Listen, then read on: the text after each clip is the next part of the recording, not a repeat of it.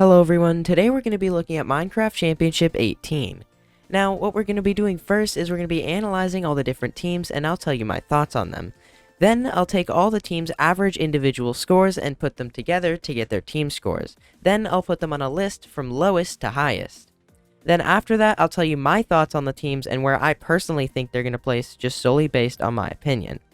Also, I know I missed MCCR, but I didn't really want to do a video on that because I barely knew anyone in the event and I was too lazy to do research on every single player in the event.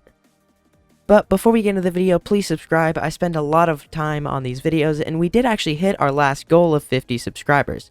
Now I'm going to be trying to get 100 subscribers by the end of this year. And yes, I know we're probably not going to hit it, but I can dream, okay? Anyways, into the video.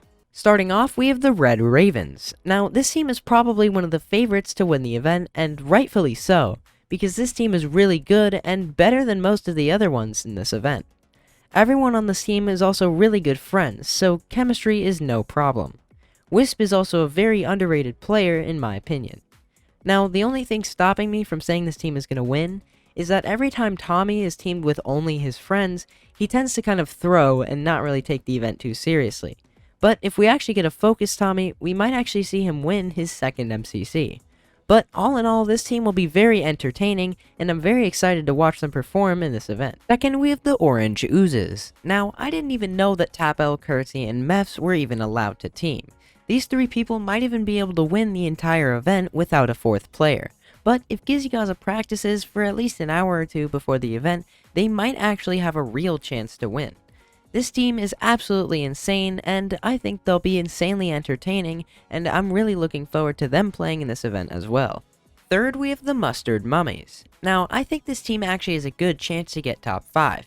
The MCC 17 Red Rabbits didn't even do that bad, and they had Gumi, who was a new player.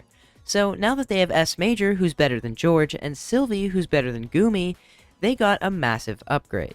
So I wouldn't be surprised if they make Dodgeball. But either way, this team is a pretty cool one, and I think they'll be pretty fun to watch. Fourth, we have the Lime Liches. Now, this is a team that I don't really think is going to do that well. Illumina's stats are super inflamed because of his performance in MCC 17 with Fruit Berries. So unless he does just as good as he did last event, I don't really think this team has a chance. Not to mention that this team has a new player who doesn't even really play Minecraft. But if G Nelly can practice for long enough, they could make top 5 because Rye Guy Rocky and Captain Puffy are pretty solid players. But either way, it's going to be really fun to watch this team compete in this event. Fifth, we have the Green Goblins. Now, contrary to popular belief, I actually think this team is pretty good. Green and Gemini Tay are both pretty solid players and they both have an average of about 2,000 coins.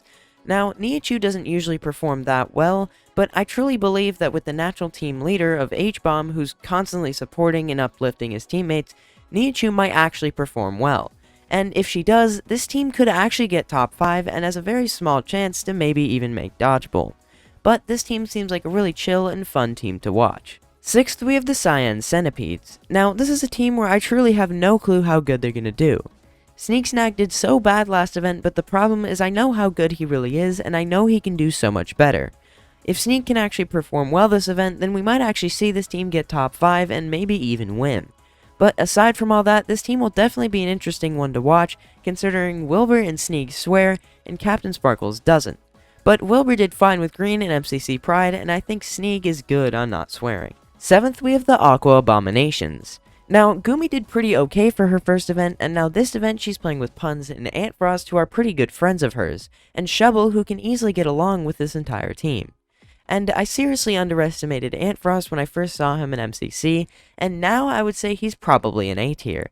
And despite what some people think, I would still put Puns in S tier.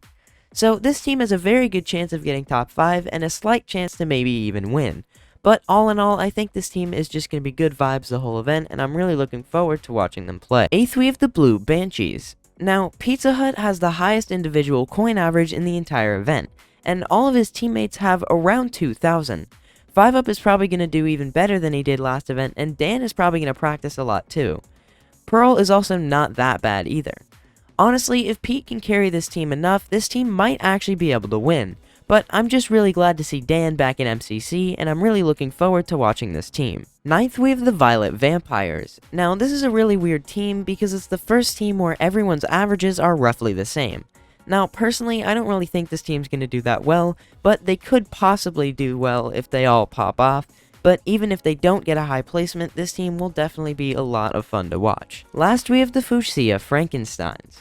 Now, this team is literally the MCC 14 Green Guardians, but with Awesome Dude instead of Captain Sparkles. But that might actually be an upgrade, because Sam isn't even that bad. Plus, their chemistry is going to be a lot better because of the fact that they're all friends. And Dream got 18th in MCC 14, so I feel like if he does a bit better, he could actually boost this team into Dodgeball. But this team is going to be really cool to watch, and I really think that they'll do well. Now, this is the part of the video where I take all the team's average individual scores and add them together to get their team score. Then, I'll put them on a list from lowest to highest. Coming in last, we have the Cyan Centipedes. Now, this is probably just because of Sneak's super low average from his less than average performance in MCC 17. Coming in ninth, we have the Green Goblins. Now, this is probably just because of Nihichu's score being super low, but her score is very inconsistent, so she could easily score higher than she usually does. Coming in 8th, we have the Lime Liches. Now, this is only because of G. Nelly being a new player, and the only reason they're up here instead of in 9th or 10th is because of Illumina's average being a lot higher because of his performance last MCC. Coming in 7th, we have the Fuchsia Frankensteins. Now, the fact that they've outscored 3 teams while having a new player really just shows how good this team is. Coming in 6th, we have the Violet Vampires. Now, this team is probably the most average in the event, and they also got one of the most average placements. Now, honestly, this team is so average that they could do worse or they could do better. It really just depends on the day. Coming in 5th, we have the Aqua Abominations. Now, this team is only lower because of the fact that Gumi has such a low score since she's only played in one event. Coming in 4th, we have the Blue Banshees. Now, this team is a team that I really think can get a higher place if they really tried. Coming in 3rd, we have the Orange Oozes. Now, I already knew this team would get a high placement, and I definitely think this team can do a lot better in the actual event. Coming in 2nd, we have the Red Ravens. Now, I knew this team would get a high placement because all their averages are pretty high. So if they can perform as well as we've seen that they can perform, specifically Tommy, then we might actually be able to see them placed this high in the actual event. Now, of course, coming in first, we have the Mustard Mummies. Now, this team is really good, and it could definitely get this high of a placement if Sapnap just does as good as he has done in other events. And out of Yellow and Red, Yellow wins Dodgeball 66% of the time. So this is the part of the video where I tell you the placements I think the teams are going to get just solely based off my opinion. Alright, so in last I have the Violet Vampires. In 9th I have the Cyan Centipedes. In 8th I have the Lime Liches.